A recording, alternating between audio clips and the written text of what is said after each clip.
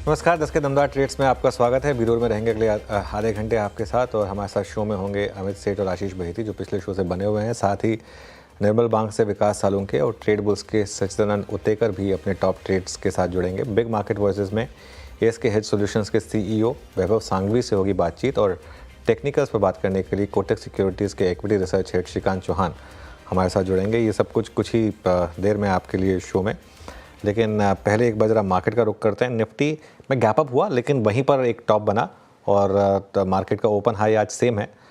एक दोबारा कोशिश अब हो रही है वापस मार्केट उस लेवल पर आने की। बैंक निफ्टी आज थोड़ा सा आउट परफॉर्म कर रहा है, लेकिन ये भी 10 डे माप पर आकर थोड़ा कूल ऑफ हुआ, वहाँ से करीब 150 पॉइंट। निफ्टी आईटी में आज अच्छी खासी बढ़ा था, क्योंकि नैस्डैक में शानदार मोमेंटम था, प्लस यूएस का डेटा अच्छा आया था। हालांकि अब निफ्टी आईटी कूल ऑफ हो रहा है एक्चुअली, और अब करीब एक्चुअली टेक्निकली तो डे लो पर आ गया निफ्टी आईटी। लेकिन आज स्टॉक्स में कुछ स्टॉक्स का बोलबाला है। एचडीएफसी लाइफ 10% ऊपर, एलटीटीएस 9% ऊपर, और उसके अलावा Paytm 5%, Max Financial 7%, ICICI Pru. तो clearly sector of the day तो इंश्योरेंस है, एसबीआई लाइफ। और उसके अलावा अदानी ग्रुप स्टॉक्स में हालांकि ऑफ हाइज हैं स्टॉक्स, लेकिन वहाँ पर भी रैली है। अदानी टोटल गैस और अदानी ग्रीन में। उसके अलावा कोफोज में अच्छा मोमेंटम है।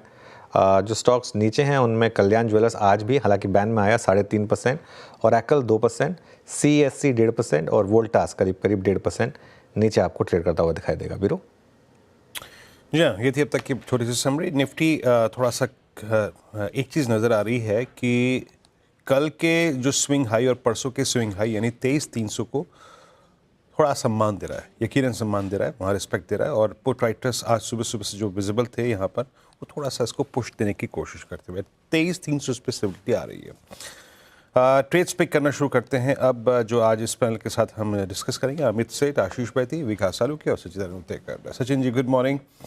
आपका आज का top call, 2 trades. Good morning Virendra ji, good morning Amit ji, good morning to all the panelist. I think यहाँ पर निफ्टी थोड़ा सा रेंज बाउंड रहना चाहिए। 23,350 400 के आसपास एक स्टिफ रेजिस्टेंस है, एंड नीचे मुझे लगा है 23,200 के आसपास एक सपोर्ट है। तो आई थिंक इसी पर्टिकुलर रेंज में आज मूवमेंट होनी है। एंड जिस तरीके से फिलहाल डेटा प्लेस्ड है, थोड़ा सा दबाव यहाँ पर एफएमसीजी काउंटर्स पे है। वहां पर यूनाइटेड ब्रीवरीज का डेटा थोड़ा सा नेगेटिव है। काफी दिनों से अपने शॉर्ट टर्म एवरेजेस के नीचे ही ये ट्रेंड ऊपर रहा था, एंड प्लस जिस तरीके से अपने 200 डे एक्सपोनेंशियल मूविंग एवरेज के आसपास एक क्लस्टर बना है, तो ये मुझे लग रहा है कि क्लस्टर का ब्रेकडाउन होना चाहिए, एंड हो सकता है कि 1850 के आसपास का एक स्विंग बने। तो पोजिशन यहाँ पर फ्रेश शॉर्ट पोजिशंस ऐड करने की सलाह होगी। यूपीएल के फ्यूचर्स में स्टॉप लॉस आपको 1968 पे लगाना है on closing basis. On the other hand Chola finance में मुझे लग रहा है थोड़ी सी अपटिक होनी चाहिए। एक अच्छा कॉन्ट्रैक्टिंग ट्रायंगल यहाँ पर डेली चार्ट पे एग्जिबिट हुआ है, एंड जिस तरीके से पिछले कुछ दिनों से डेटा है, 1300 के आसपास का एक हर्डल जरूर है, बट अगर ये हर्डल पार हो जाता है तो एक काफी अच्छी शॉर्ट कवरिंग मूव इस पर्टिकुलर स्टॉक में अनफोल्ड होगी। तो 1355 के लक्ष्य के लिए यहाँ पर लॉन्ग पोजीशंस बनाने की सलाह होगी 1270 के स्टॉप लॉस के साथ। डिस्क्लोजर होगा कि हमने हमारे क्लाइंट्स को भी ये रिकमेंडेशन अभी अभी दी है। ओके, चलिए, तो ये इस समय सचिन के पिक्स। विकास जी, गुड मॉर्निंग। विकास जी, आपकी trades. Good morning Anil ji. देखो, मार्केट थोड़ा सा वॉलेटिलिटी यहाँ पे हमने लास्ट कुछ दिनों में देखने मिले। आज भी अगर देखोगे तो गैप अप होने के बाद एक बीच रास्ते में ये रुका हुआ है। ऊपर की तरफ जो इम्पोर्टेंट जो रेंज है 23,340, उसके ऊपर सस्टेन नहीं कर पा रहा है, वापस उसी रेंज को एक रेजिस्टेंस ले रहा है। बट लेकिन स्टॉक पे आप देखोगे तो मुझे लगता है अभी भी बायोकॉन एक अच्छा यहाँ पे चार्ट देखने मिल रहा है। मैंने 2 दिन पहले भी रिकमेंड किया था, और वहां से वापस से ऊपर के रेंज में आए। 52 वीक हाई के आसपास फिलहाल तो ट्रेड करते हुए देखने मिल रहा है।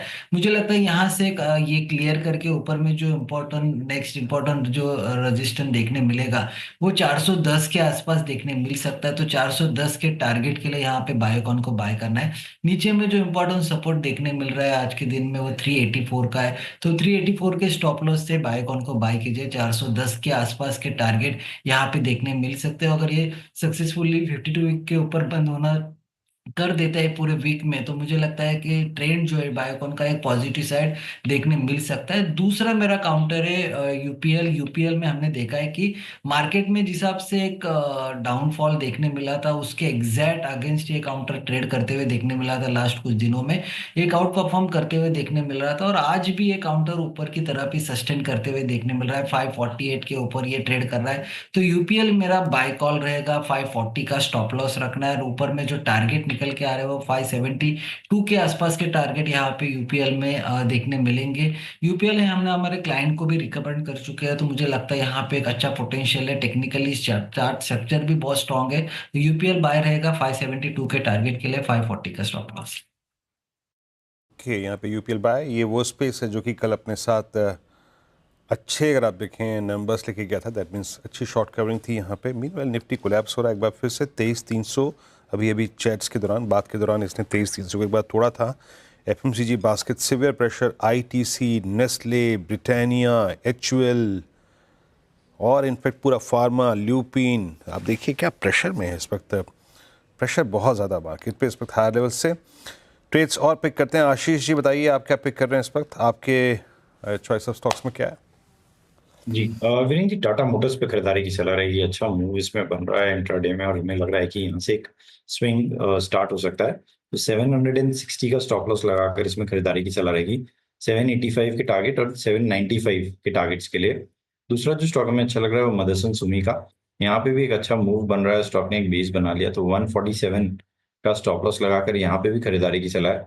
153 और 156 के टारगेट्स के लिए। अब चलते हैं अमित सेठ के पास। Amit ji, good morning again. आपकी दो ट्रेड्स इस समय की?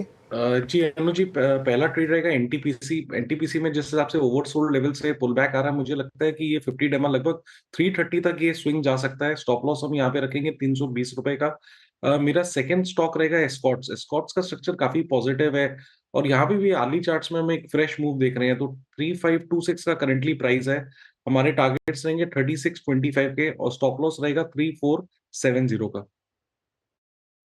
ओके, तो ये इस समय कुछ ट्रेड्स आपके लिए स्क्रीन पर आते हुए। एक आध स्टॉक्स को रिविजिट करते हैं। एक बार कैम्स लेकर आइए ज़रा। काफ़ी समय बाद इस तरीके के मूव्स कैम्स में आ रहे हैं। करीब करीब 5% ऊपर ये स्टॉक आपको दिखाई देगा। अब तक इस पर हमने शायद ट्रेड लिया नहीं है, अगर लिया तो मुझे बताइएगा। सचिन, एक बार कैम्स देखिए, एक इंट्राडे में अच्छा मोमेंटम आ रहा है यहाँ पर, क्या चेस करें इसे? अनुज, मुझे लग रहा है थोड़ा सा अगर पुल बैक मिल जाता है तो उसके बाद करना चाहिए। इंट्राडे में ही मुझे लग रहा है एक छोटा सा रेजिस्टेंस है 45 के रेंज में। उसके बाद अगर थोड़ा सा पुल बैक आ जाता है 44 एक आइडियल लेवल होगा जहां पर थोड़े से लॉन्ग रीडिप्लॉय किए जा सकते हैं। बट डेफिनेटली जिस तरीके से ये बिकवाली हुई थी पिछले कुछ हफ्तों से, एक काफी अच्छा जिगजैग करेक्शन यहाँ पर कंप्लीट हुआ है। एंड 4200 के आसपास मुझे लग रहा है एक अच्छा बेस एस्टेब्लिश हुआ है। तो मुझे लग रहा है थोड़ा सा अगर नियर टर्म का व्यू ले तो बेटर होगा, बट पुल बैक पे जरूर खरीदारी की जा सकती है। आगे बढ़ते हैं और बिग मार्केट वॉइसेस में हमारे साथ एएसके हेज सॉल्यूशंस के सीईओ वैभव सांघवी जुड़े हैं, जिनके पास फंड मैनेजमेंट में करीब 2 दशक का अनुभव है। वैभव रिस्क एडजस्टेड रिटर्न्स में काफ़ी अच्छी पकड़ रखते हैं। उसे समझते हैं कि मौजूदा मार्केट में इस समय उनकी क्या रणनीति है। वैभव जी, गुड मॉर्निंग। तो कंसिडरिंग मतलब आप तो I think long short fund चलाते हैं, तो इस समय मार्केट में अप्रोच क्या है और कैसे इस वॉलेटिलिटी को आप नेविगेट कर रहे हैं? Anuj, I think ये volatility has been pretty difficult in that sense because एक बाजू earnings आने की कगार पे है, और दूसरी बाजू के February 1 को अपना यूनियन बजट भी है। और इस वक्त हमें लगता है और हमारा अनुमान है कि ये बजट बहुत ही इम्पोर्टेंट इवेंट होने जा रहा है। खास करके वो एक गवर्नमेंट का पाथ डिफाइन करेंगे इन टर्म्स ऑफ के हाउ कि जैसे ग्रोथ को वो आगे बढ़ा सके। लास्ट 2 क्वार्टर में हमने देखा है कि ग्रोथ थोड़ा सब ऑप्टिमल था। तो वेदर केपेक्स में आप कंटिन्यूड फोकस रखें या कंजम्पशन पे रखें, और इस पूरे इक्वेशन में कि कैसे फिस्कल मैथ भी रहेगा। सो आई थिंक बजट बहुत ही इंपॉर्टेंट रहेगा और हम केयरफुली देखेंगे। But from a positioning perspective जब भी ऐसी ज़्यादा टर्बुलेंस आती है, वॉलेटिलिटी आती है, या ऐसी बड़ी इवेंट आगे आती है, तो हम जनरली काफ़ी हेज करके चलते हैं from a portfolio perspective. Okay, तो ये इस समय बिल्कुल वॉलेटिलिटी में इतना ज़्यादा मार्केट में काफ़ी स्ट्रेस भी दिया। अच्छा, वैभव, एक सेक्टर जिसमें आज काफ़ी शानदार तेज़ी है वो है इंश्योरेंस। आपके पोर्टफोलियो में है क्या इंश्योरेंस स्टॉक्स, और आप किस तरीके से देखते हैं स्टॉक्स को? See, I think insurance, first of all, from a longer term business perspective से अगर हम बात करें तो बिजनेस अपॉर्चुनिटी काफ़ी बड़ी है। सेकंड के वैल्यूएशंस ऊपर से भी काफ़ी करेक्ट हुए हैं। द ओनली थिंग जो गवर्न कर रहा है और प्रॉबेबली एक हैंगओवर हो सकता है वो है some amount of measures from a bank assurance perspective. So जैसे हमने क्वार्टरली नंबर्स हम देखेंगे, अनुमान ये है कि quarterly numbers probably better than expected रह सकते हैं। सो इसी के कारण हमें लगता है कि while longer term opportunity is there, ये जो रेगुलेटरी फोरबेयरिंग है, आई थिंक उसके कारण काफ़ी करेक्शन ऑलरेडी हो चुका है। तो एक अच्छा लेवल बन सकता है, या अच्छी अगर medium term to longer term का व्यू है तो ये सेक्टर श्योरली देख सकते हैं। Vaibhav ji, good morning. वीरेंद्र बोल रहा हूँ दिल्ली स्टूडियो से। इस बार का ये जो कैपिटल गुड्स का प्राइस डैमेज था वो तो काफ़ी सिवियर रहा, नो डाउट। शायद टेक्निकल पॉइंट ऑफ व्यू से अगर देखूँ तो रिस्क रिवॉर्ड रेशियो मेरे को शायद बहुत अच्छा लगे, बहुत ओवरसोल्ड ट्रैजेक्टरी में है। बट वैल्यूएशंस को देखते हुए और क्लोजर टू बजट, आपका व्यू क्या है कैपिटल गुड्स पे? See Virendra, I think before understanding के अपना व्यू यहाँ से बजट के लिए क्या है, एक बार वेरी क्विकली अगर हम लास्ट 3 से 6 मंथ्स देखते हैं और उसके कंपैरिजन में लास्ट 10 साल देखते हैं, तो लास्ट 10 साल में अगर हम देखें तो एक कंप्लीट फोकस रहा है केपेक्स ड्रिवन सेक्टर्स में और सप्लाई साइड मेजर्स में। द ओनली डिफरेंस जो लास्ट 3 से 6 महीने में हुआ है इसके, वाइल सेंटर का जो फोकस है वो कंटिन्यूड है, बट स्टेट्स में आई थिंक थोड़ा एक्सपेंडिचर डाइवर्स हुआ है from the welfare perspective, and rightly so to some extent. So कहने की बात यह है कि जो कॉन्सेंट्रेटेड केपेक्स का अनुमान था बोथ सेंटर और स्टेट में, उसी के फाइनेंसेस के मद्देनजर आई थिंक एक एक्सपेक्टेशन ऐसी बनी है कि प्रॉबेबली यहाँ से केपेक्स ड्रिवन सेक्टर्स में थोड़ा कूल ऑफ होएगा, और उसके कारण जो बहुत ही एलिवेटेड वैल्यूएशंस पे स्टॉक्स चल रहे थे वहां से थोड़ी करेक्शन हुई है। अभी बजट आगे है और मैं यही कहूंगा कि वेट फॉर द बजट के उनका एक किस बाजू डायरेक्शन आता है from a budget perspective, specially on the capex, और उसी के बाद हम कॉल लेंगे। बट तब तक I think wait and watch mode will be better from our perspective. Wait and watch, budget को सुनिए समझिए, उसके बाद ही आई थिंक कोई कॉल लेंगे। और आपसे बात जब मैं कर रहा हूँ ना वैभव जी, आज एफएमसीजी बास्केट फिर बहुत प्रेशर में। बीच में एक फीलिंग आ रही थी कि माइट भी बाजार शायद थोड़ा सा वैल्यूएशंस को थोड़ा सा जो कूलिंग ऑफ हुई है उसको चेज करने की कोशिश करे, बट धीरे धीरे वो सोच भी धीमी लग रही है।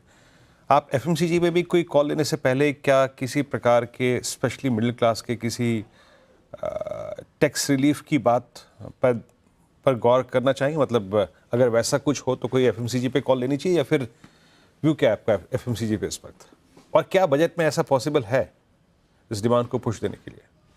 तो आई थिंक अगर हम एफएमसीजी एज ए सेक्टर की बात करते हैं तो अभी जो मूवमेंट हम देख रहे हैं वो इमीडिएटली गवर्नड है बाय द अपकमिंग रिजल्ट्स, कि ऐसा अनुमान है कि शायद volume growth generally on an overall sector basis पे थोड़ी वीक आने की संभावना है।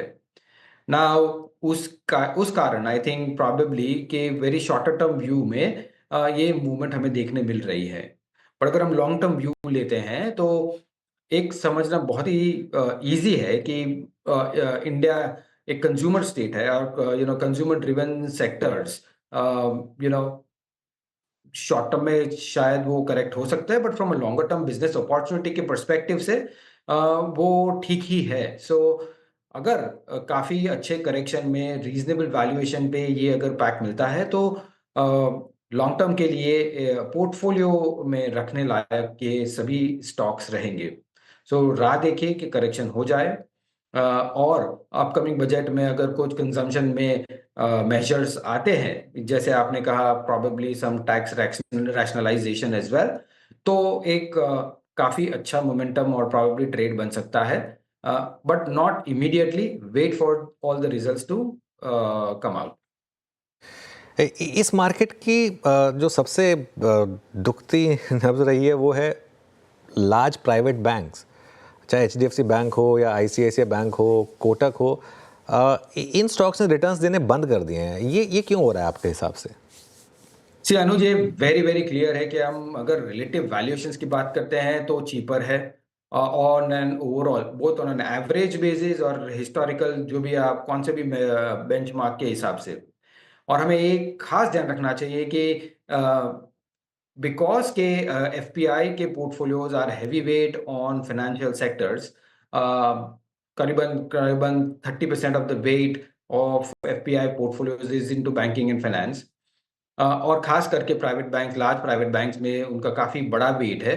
तो जब भी हम फॉरेन सेलिंग देखते हैं, जो एक्चुअली अगर आप देखें तो कंटिन्यूअसली ये नेगेटिव नंबर आ रहा है over the last almost like 3 to 4 months now, and in fact for quite a while, कि जहां मीनिंगफुल एफपीआई फ्लोज इंडिया में नहीं आए हैं। तो जब तक ये एफपीआई फ्लोज नेगेटिव रहेंगे, आई थिंक इनका very good out performance from a market perspective थोड़ा डिफिकल्ट हो जाएगा। ऑफ कोर्स ये फंडामेंटल्स आर टेलिंग के अगर हम लॉन्ग टर्म व्यू देखें तो अट्रैक्टिव लेवल्स पे आ रहे हैं, बट अगर हम इमीडिएटली शॉर्ट टर्म देखें, जिस हिसाब से स्ट्रॉन्गर डॉलर है, ग्लोबल मार्केट्स में यूएस इज गेटिंग स्ट्रॉन्गर, काफी फ्लो यूएस तरफ शिफ्ट हो रहा है। माय सेंस इज बेसिकली ये एट बेस्ट मार्केट परफॉर्मर रहेंगे from a shorter term perspective. Longer term opportunity definitely बहुत ही अच्छी है। बिल्कुल। और दूसरा सवाल मेरा है अब दूसरे बड़े सेक्टर पर, आईटी।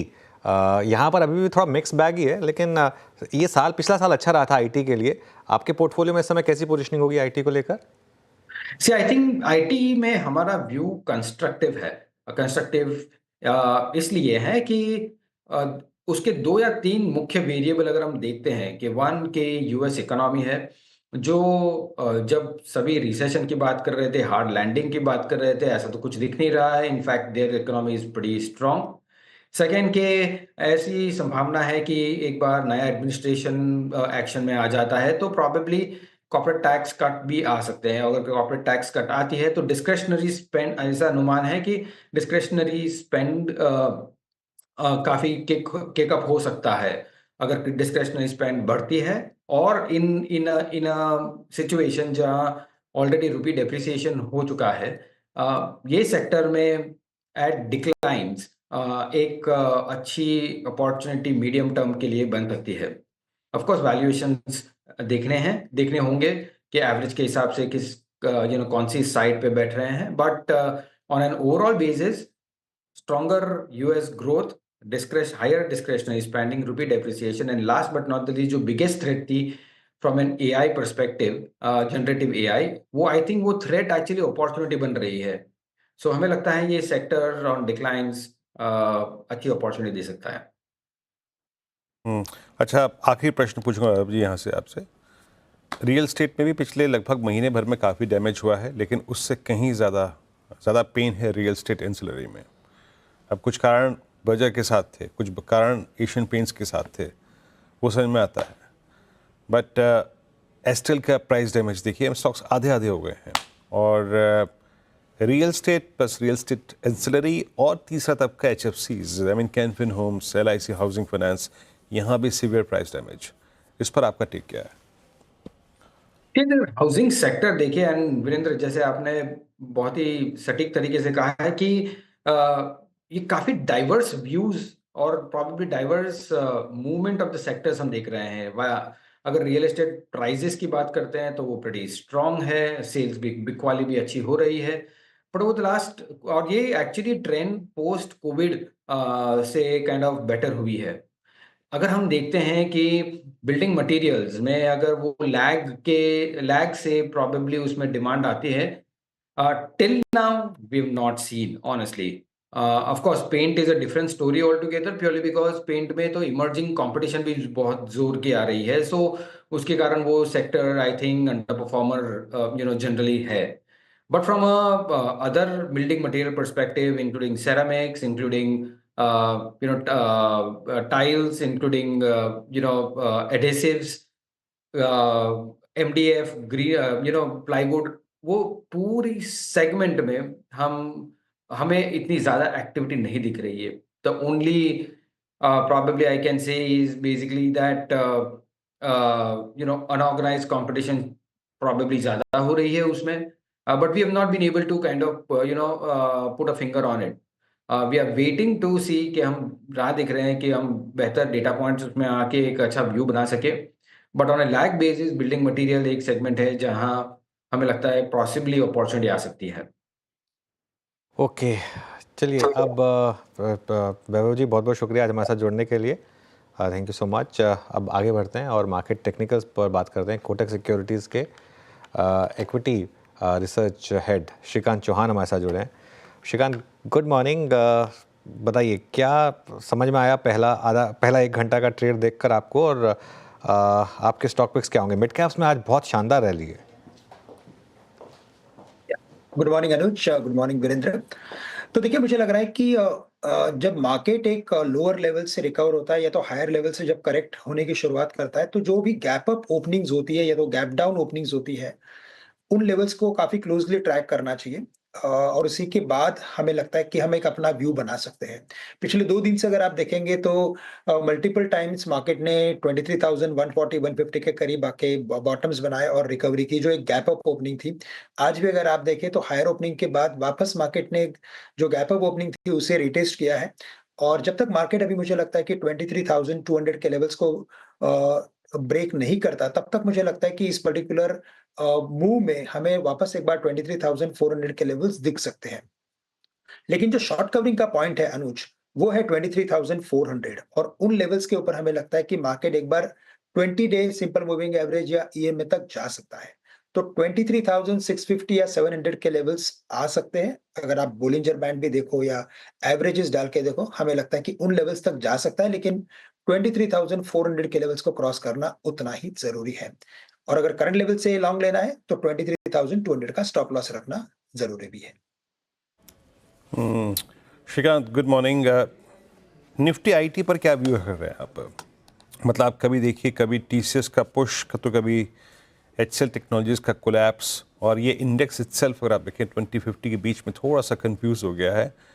अभी आपका व्यू आईटी पर, और क्या क्लियर थॉट्स के साथ चेज कर रहे हैं आप इस वक्त यहाँ पर?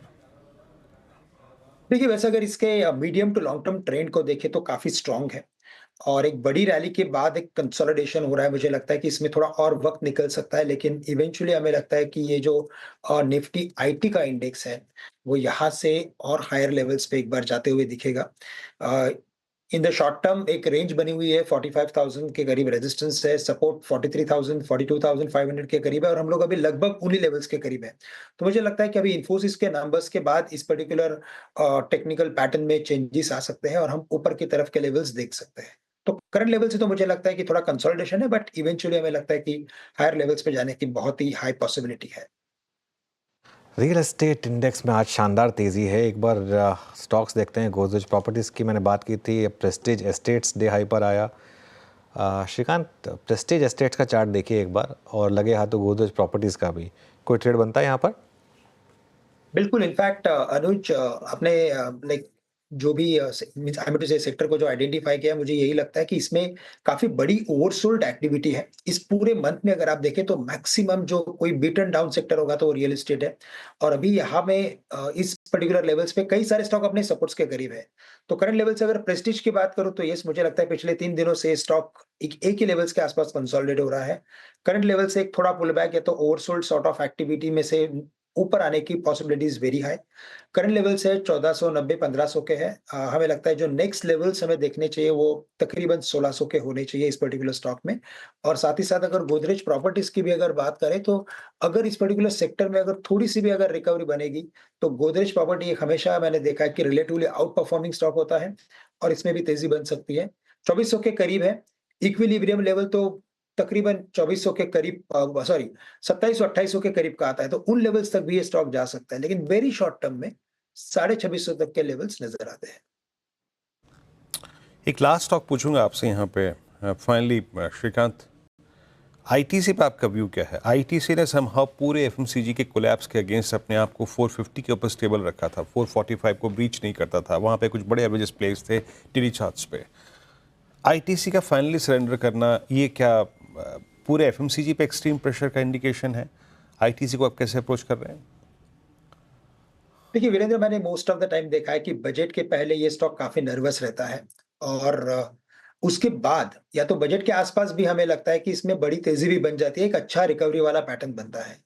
अगर आप ओवरऑल पैटर्न को देखें और इसके करेक्टिव पैटर्न को अगर कैलकुलेट करें, तो मुझे लगता है कि अभी जो करंट लेवल्स चल रहे हैं 430, 440, 425 भी पकड़ लेते कि शायद आ सकता है, इन लेवल्स के करीब ये स्टॉक अपने करेक्टिव पैटर्न को कंप्लीट कर लेगा और उसके बाद एक रिवर्सल बन सकता है। तो इनफैक्ट करंट लेवल से तो मैं कहूंगा कि जो कॉन्ट्रा फंड्स होते हैं या तो जो कॉन्ट्रा हम पोजीशंस लेते हैं मार्केट में, उस पर्टिकुलर सेगमेंट में करंट लेवल से आईटीसी में लॉन्ग की पोजीशंस बनाई जा सकती है।